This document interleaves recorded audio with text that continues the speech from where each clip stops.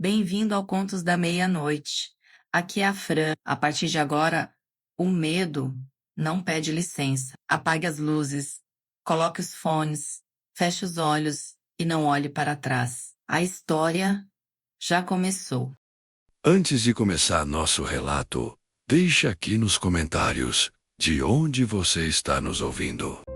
Sônia Baus mudou-se para o apartamento 201 do edifício Caravelas em setembro, e o síndico, um homem de 60 anos chamado Antônio Ferreira, que usava chinelo de borracha mesmo nas reuniões de condomínio, tinha o tom de voz de quem já respondeu todas as perguntas imagináveis pelo menos 3 vezes, lhe disse, ao entregar as chaves, que o terceiro andar estava vago havia 18 meses, que a administradora estava com dificuldade de alugar porque as unidades eram menores do que o padrão do mercado.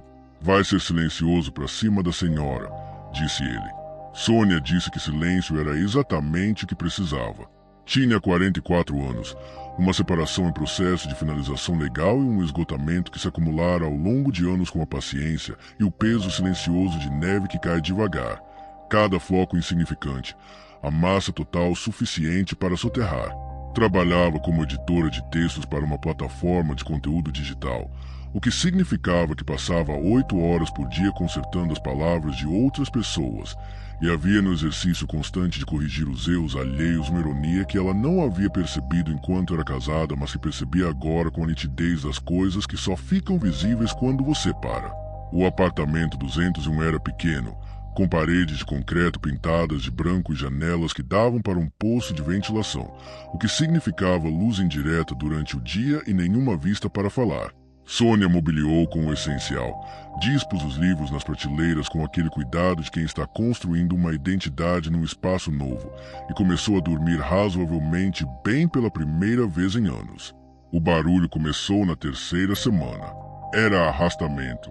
O som inequívoco de móvel pesado sendo arrastado sobre piso de madeira. Aquele som grave e raspante que o piso de madeira faz, inconfundível com qualquer outra coisa, que viajava pelo teto do apartamento 201 com clareza perturbadora. Sônia acordou às 2h28 da manhã com aquele som acima da cabeça, olhou para o teto e ficou escutando. O arrastamento durou uns 40 segundos. Parou. Silêncio. Recomeçou. Em direção diferente, da esquerda para a direita desta vez, enquanto antes havia sido da direita para a esquerda. Parou. Não voltou naquela noite. Na manhã seguinte, ela foi até o síndico. Antônio Ferreira franzou os lábios numa expressão de quem ouve algo que o incomoda, não pelo conteúdo, mas pela implicação. O terceiro andar está vago, Dona Sônia. As unidades estão todas fechadas à chave há mais de um ano. Pausa. Eu mesmo passo lá uma vez por mês para verificar. Não tem ninguém. Eu ouvi arrastamento de móvel. O prédio tem 50 anos. Ele trabalha, faz barulhos. Disse isso com a convicção de quem já usou essa explicação antes e sabe que ela não satisfaz, mas é a única disponível dentro dos limites do que está disposto a considerar. Na segunda noite, o arrastamento voltou. Desta vez eram 2 sons distintos, o arrastamento pesado de antes, e um segundo som mais leve, como de cadeira ou banco pequeno sendo reposicionado, com aquela leveza específica que objetos de 4 pernas fazem quando são inclinados e redistribuídos. E havia um terceiro som que Sônia levou alguns minutos para identificar porque era o tipo de som que o cérebro resiste nomear corretamente. Passos. Passadas regulares. Com peso, não o peso leve de uma pessoa magra, nem o peso excessivo de alguém muito grande, mas um peso médio, constante, de alguém que caminhava de um lado ao outro do apartamento acima com a deliberação de quem está procurando algo ou fazendo algo que exige movimento regular. Sônia ficou deitada, olhando para o teto, seguindo o trajeto dos passos com os olhos, da janela até o que seria a cozinha, de volta à janela, em direção ao que seria o corredor, de volta. Não havia padrão de caminhada aleatória. Havia um padrão de caminhada de trabalho, de alguém fazendo uma tarefa repetitiva que exigia esses deslocamentos específicos. Às 13h15, os passos pararam diretamente acima da cama de Sônia. Ficaram parados ali. Ela contou até 60 sem mover um músculo. Os passos não recomeçaram. O peso acima dela ficou exatamente onde estava, Ela podia senti-lo. Tinha aquela certeza física de presença que independe de barulho, aquela consciência de que havia algo pesado e vivo diretamente acima, separado de onde ela estava apenas por uns 15 centímetros de laje de concreto. Em algum momento, dormiu. De manhã, a ausência de qualquer explicação racional parecia mais insuportável do que a presença do barulho em si. No 12º dia de barulhos, Sônia tomou a decisão que qualquer pessoa em seu lugar saberia que deveria tomar e que a maioria adia porque tomar essa decisão implica em admitir que o barulho é real, que não é do prédio que trabalha e não é dos ouvidos que imaginam. Pegou o segundo jogo de chaves do apartamento 201, que o síndico lhe havia entregado junto com o primeiro, e foi ela mesma até o 3º andar. O corredor terceiro era idêntico ao segundo, o mesmo linóleo bege, as mesmas portas de madeira pintada de marrom, as mesmas numerações em latão. Havia 3 apartamentos, 301, 302, 303. O 302 ficava diretamente acima do 201. Sônia bateu na porta. Silêncio. Bateu de novo, mais forte. Silêncio. Ela havia pedido ao síndico, na véspera, para entrar nas unidades do 3º andar, e Antônio Ferreira havia dito que não tinha chave sobressalente em mãos, mas que verificaria no arquivo da administradora. Ele não havia verificado. Ela sabia que não havia verificado pelo tom com que havia dito que verificaria. Sônia ficou parada na frente da porta do 302 por um momento. Então se abaixou e olhou pelo buraco da fechadura. O apartamento não estava vazio. Havia móveis. Não os poucos empoeirados resquícios que inquilinos às vezes deixam. Havia uma sala mobilada, com sofá, mesa de centro, luminária de chão acesa com luz amarela e quente. A luminária estava acesa. Sônia olhou fixamente, ajustando o ângulo para ver mais do interior. Havia uma mesa de jantar com 2 cadeiras. Havia quadros nas paredes. Ela não conseguia distinguir as imagens pelo ângulo estreito da fechadura. Havia um tapete. Havia um homem sentado no sofá, de costas para a porta, portanto de costas para Sônia. Ela via a nuca, os ombros, o torso superior acima do encosto do sofá. Ele estava parado, olhando para frente. Para onde estava olhando ela não conseguia determinar, sem ver o que havia à sua frente no apartamento. Mas estava completamente imóvel com aquela imobilidade específica de quem está sentado e pensando sentado e esperando. 2 formas de mobilidade que de fora são indistinguíveis. Sônia ficou de pé. Recuou 2 passos. Respirou. Então bateu na porta com força. Oi? Tem alguém aí? Eu sou a vizinha do 201, do 2º andar. Silêncio. O homem no sofá não se moveu. Eu ouço barulhos à noite. Eu precisava só conversar.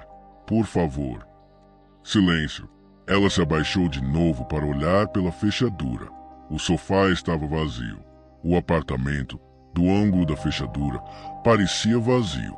A luminária ainda estava acesa. O tapete, a mesa, os quadros, tudo no lugar. Mas o sofá estava vazio e ela tinha absoluta certeza de que havia visto um homem sentado nele 30 segundos antes. 30 segundos. Tempo insuficiente para que alguém se levantasse, saísse do campo visual da fechadura e desaparecesse para qualquer outro cômodo do apartamento sem que ela tivesse ouvido o menor som de movimento. Sônia desceu para o 2º andar.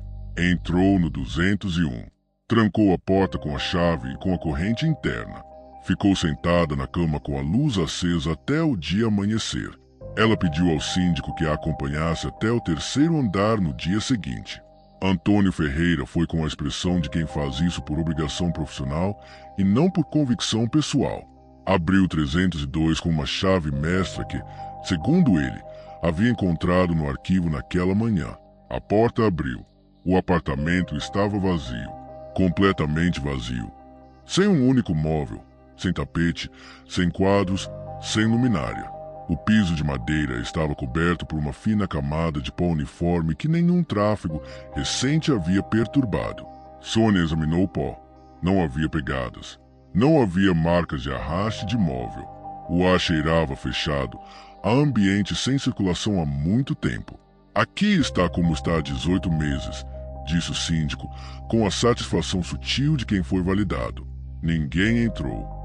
Sônia olhou para o piso de madeira por um longo tempo.